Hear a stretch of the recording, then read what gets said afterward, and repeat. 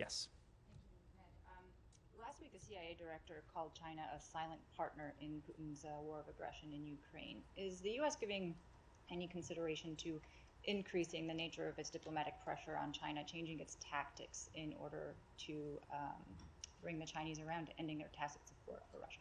Well, the PRC is going to make its own decisions about how it supports Russia's brutality against the people of Ukraine. The PRC is going to make its own decisions about whether everything that it has purported to stand for in the international system in recent decades, including an emphasis on state sovereignty and the ability and the inviolability of borders, or whether all of that was just a show, just bluster. And to the director's point, not only have we not seen the PRC condemn, as every country around the world should, the brutality that Russia's forces are carrying out on the Ukrainian against the Ukrainian people.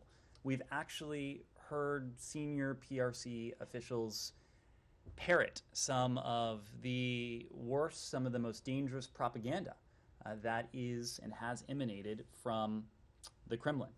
So this is a choice for the PRC to make.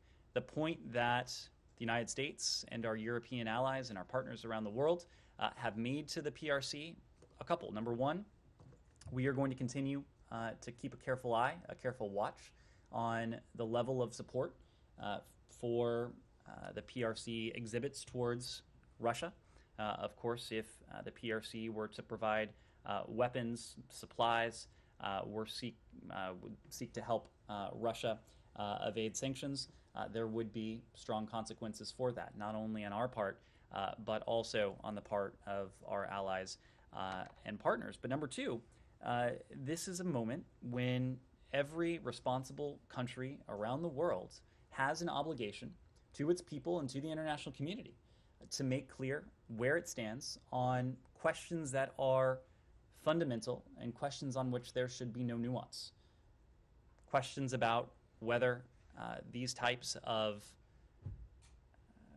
of brutality, these wanton human rights abuses, the massacring of civilians, the ability of a state to pretend that international borders don't exist, and the ability of leaders to declare, as President Putin seemingly has, that another country doesn't have a right to exist. These are fundamental questions. We've heard from the PRC its desire over the course of many decades to be a responsible stakeholder.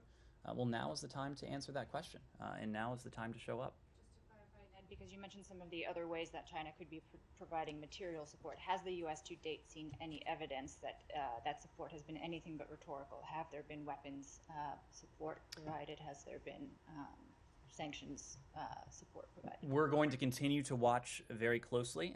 We offered an assessment a couple weeks ago now that we had not seen the provision of weapons of supplies, and that assessment has not changed.